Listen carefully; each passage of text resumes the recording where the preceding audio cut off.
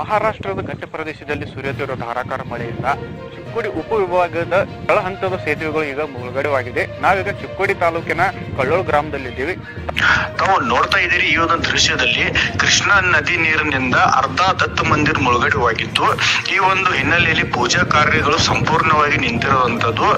ಇದಷ್ಟೇ ಅಲ್ಲದೆ ಕೃಷ್ಣಾ ನದಿಗೆ ರಾಜಾಪುರ ಮತ್ತು ಕೊಯ್ನಾ ಜಲಾಶಯದಿಂದ ಸುಮಾರು 1 ಲಕ್ಷ ಕ್ಯೂಸೆಕ್ಸ್ ನೀರು ಹರಿದು ಬರುತ್ತಿರುವಂತದ್ದು. ಈ ಒಂದು ಹಿನ್ನೆಲೆಯಲ್ಲಿ ಚಿಕ್ಕೋಡಿ ಉಪವಿಭಾಗದ 8 ಕೆಳಹಂತದ ಸೇತುವೆಗಳು ಮುಳುಗಡೆಯಾಗಿದ್ದು, ನದಿ ಪಾತ್ರ ಜನರಲ್ಲಿ ಹೆಚ್ಚಿನ ಪ್ರವಾಹ ಭೀತಿ ಎದುರಾಗಿದ್ದು, ನದಿ ಪಾತ್ರದಲ್ಲಿ ನದಿಯಲ್ಲಿ ಇಳಿಯದಂತೆ ಜನರಿಗೆ ಜಿಲ್ಲಾಡಳಿತದಿಂದ ಮನವಿ ಮಾಡಲಾಗಿದೆ. ಕ್ಯಾಮರಾ ಪರ್ಸನ್ ಸೂರಜ್ ಜೊತೆ ಯಾಸಿನ್ ಜಮಾದಾರ್, ಚಿಕ್ಕೋಡಿ.